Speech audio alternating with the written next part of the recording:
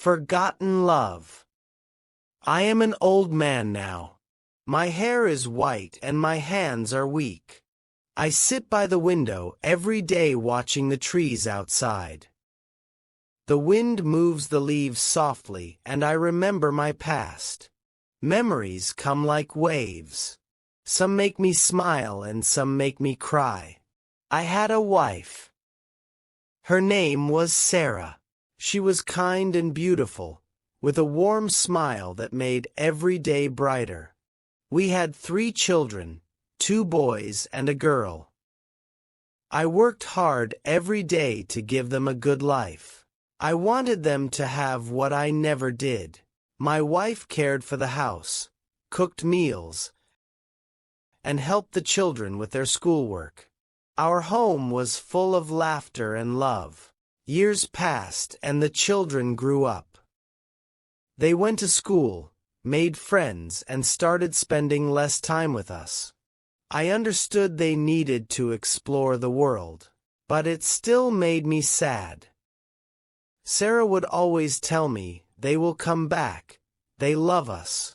I believed her. One day Sarah became sick. She stayed in bed for many weeks. I took care of her, cooked for her, and then sat by her side. I told her stories to make her laugh, but she was too weak. She looked at me and said, "Take care of the children, they need you." One night she closed her eyes and never opened them again. My heart broke into pieces. The house became quiet and lonely. I hoped my children would stay with me and feel the silence. But they were busy with their own lives. They came to visit less and less. One day they sat with me and said, "You cannot stay alone. It's better for you to live in a home for old people." I wanted to say no, but I saw no other choice. My heart hurt, but I nodded and went with them. Now I sit here alone. The days are long and the nights are cold. I think of Sarah and the life we had together. I ask myself, did I fail as a father? Did I do something wrong? But there are no answers, only silence. This place is called the Golden Years Home. It is clean and quiet. There are other old people here, sitting in their chairs, lost in their thoughts. Some of them talk to me, but most of the time I sit alone. The nurses are kind, but they are busy. They bring me food, give me medicine, and sometimes smile at me. Every morning I wake up early. I sit by the window and watch the sunrise. The light paints the sky with colors, and for a moment I feel peace. Then the day begins, and I feel the emptiness again. I think of my children. Where are they? Are they happy? Do they think of me? I remember the times I carried them on my shoulders. We went to the park, played games, and laughed. I worked long hours to buy them new clothes and toys. I taught them to ride their bikes and helped them with their homework. My hands were tired, but my heart was full. They were my pride, my joy, my everything, but now they are far away. They call me sometimes, but their voices are hurried. "How are you, Dad?" They ask, and before I can answer they say, "We're busy, take care." I understand. Life is hard and they have their own families now, but still I wish they could visit more. One day a nurse gave me a notebook. She said, "Write your memories. It will help you feel better." At first I didn't know what to write. My hands shook as I held the pen, but then the words started to flow. I wrote about Sarah, her soft voice, her laughter. I wrote about my children, their first steps, their first words, their bright smiles. The notebook became my friend. Every night I wrote before I went to sleep. It felt like I was talking to someone, sharing my pain and my love. I hoped that one day my children would read it and understand how much I loved them. But sometimes I wonder if they will ever read it. Maybe they are too busy to care. Maybe they will forget me, just like they forgot to visit. These thoughts make my heart heavy, but I keep writing. It is the only thing I can do.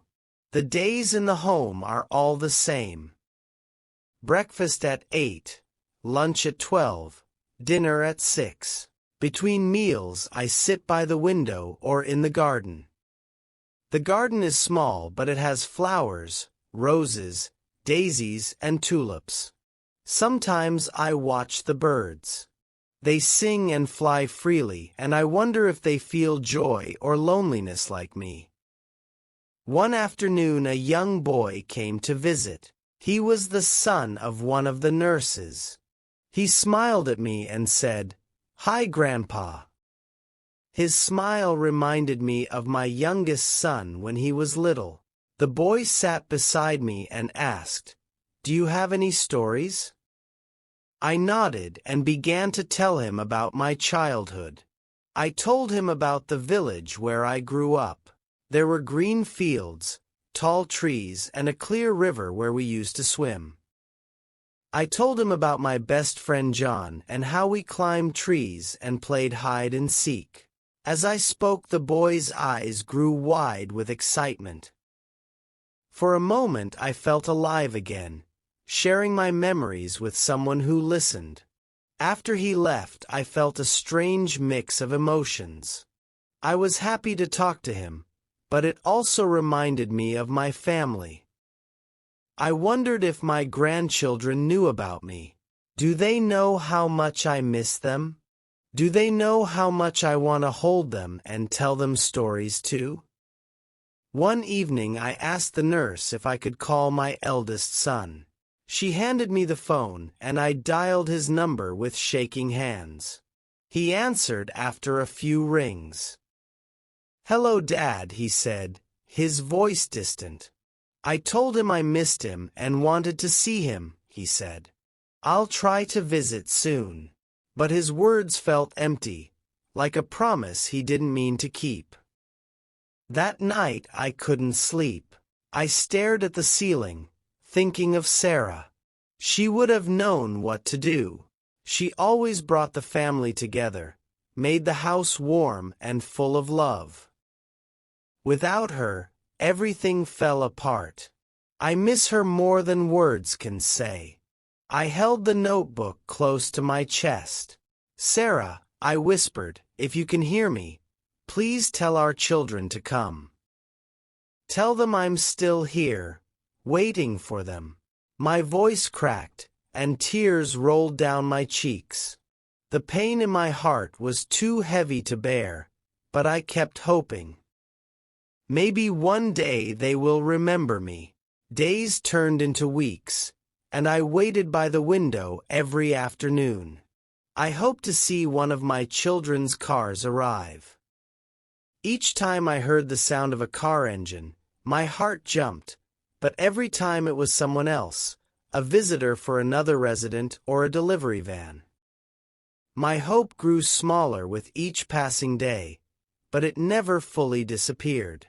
One day, I decided to write letters to my children. I found an old notebook and a pen in the drawer by my bed. My hands trembled as I began to write. The first letter was for my eldest son. I told him about my life here, about the quiet days and the memories that keep me company. I reminded him of the times I held his hand when he was little, teaching him how to walk and how to ride a bike. The second letter was for my daughter.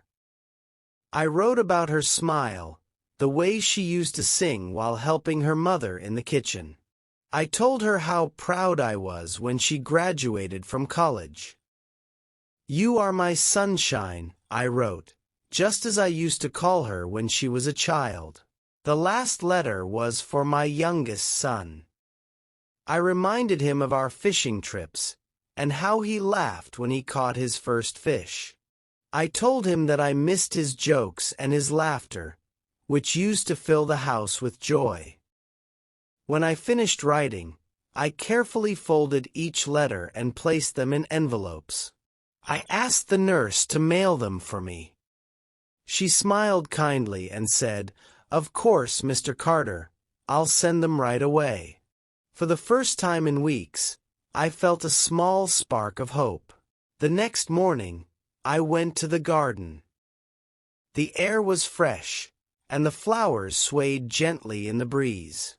I sat on a bench and closed my eyes, imagining my children reading the letters. I pictured their faces, perhaps touched by my words, deciding to come and visit me. But days passed, and there was no response. No phone calls, no letters, no visits. My heart ached, but I told myself to be patient. They are busy, I thought. Maybe the letters will remind them. I held on to this thought like a lifeline, trying to keep my hope alive. That evening, as I sat by the window, the young boy who had visited me before came back. He brought a small drawing he had made, a picture of me sitting under a tree with a big smile. "This is for you," he said, handing me the paper. My eyes filled with tears. "Thank you," I whispered, my voice breaking. The boy's kindness warmed my heart. It reminded me that even in the darkest moments, there is still light. And though my own children were far away, this little boy gave me a reason to smile, even if just for a while. One morning, as I sat by the window, the nurse walked in with a letter in her hand.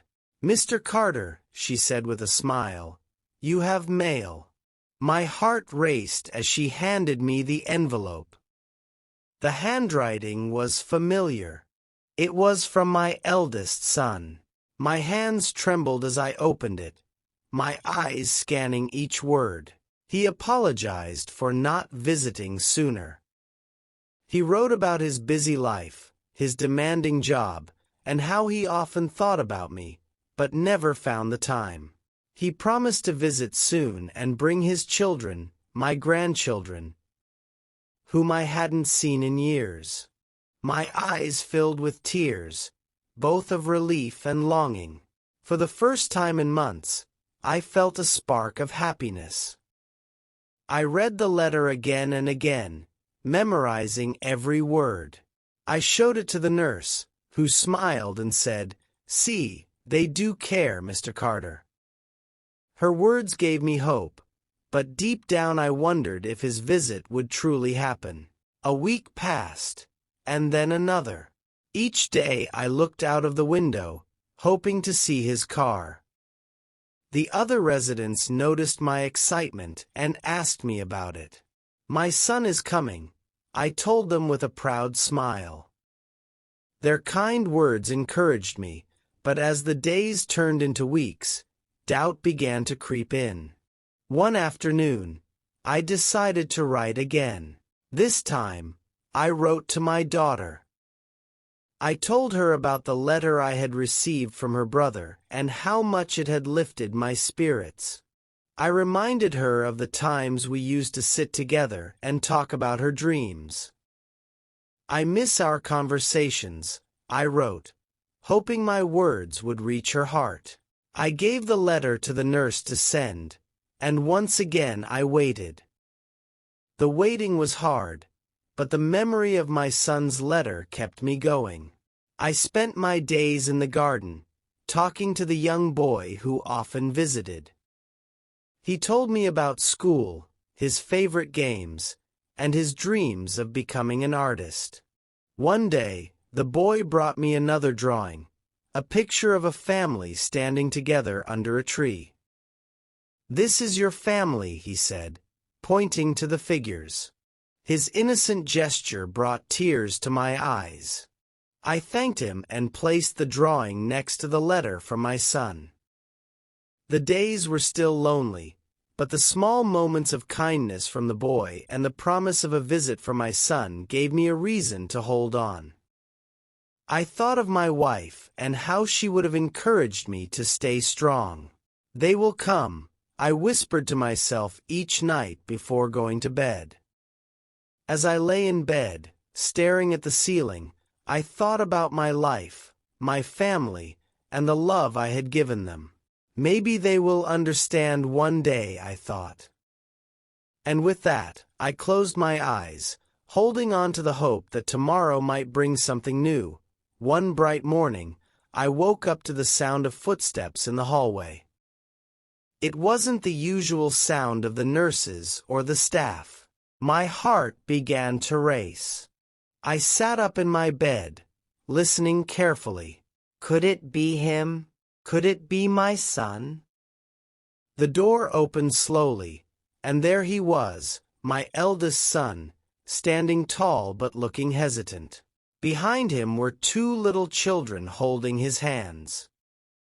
My eyes filled with tears, and for a moment I couldn't speak. He walked closer, his face a mix of guilt and warmth. "Daddy," said softly, "I'm here."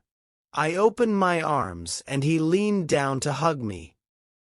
It was the first time in years that I had felt his embrace. His children, my grandchildren, smiled shyly at me. "These are Emma and Liam," he said, introducing them. "They've been excited to meet you." I looked at the children and smiled. "Hello, Emma." "Hello, Liam," I said. They giggled and handed me drawings they had made. One was a picture of a house with a garden, and the other was of an old man smiling.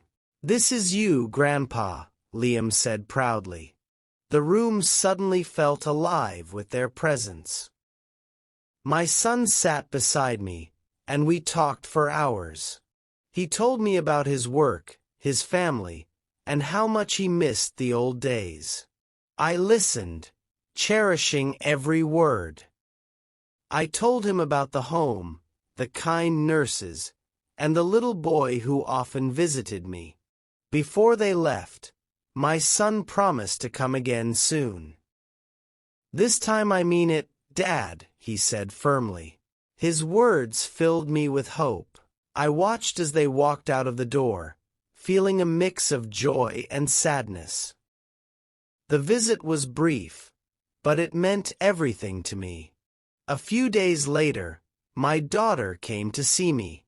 She had received my letter and decided to visit. She hugged me tightly, and we spent hours talking about her life, her struggles, and her dreams. She apologized for staying away for so long, and promised to visit more often. For the first time in years, I felt surrounded by love. My children were finally beginning to understand. They saw me not as a burden, but as a father who had given them everything he could. Their visits became more frequent, and the emptiness in my heart began to fade. The young boy in the home continued to visit me, bringing his cheerful stories and drawings. One day he said, "You look happier now, Mr. Carter." I smiled and nodded. "Yes, I am," I replied. As the days turned into months, I realized that life was not about how much you give, but about the moments you share with those you love. My heart, once heavy with loneliness, was now filled with gratitude. I still missed my wife deeply, but I knew she would be proud. Her love had taught me to keep going, even the hardest times. And now, as I sat in the garden with my children and grandchildren by my side, I felt at peace.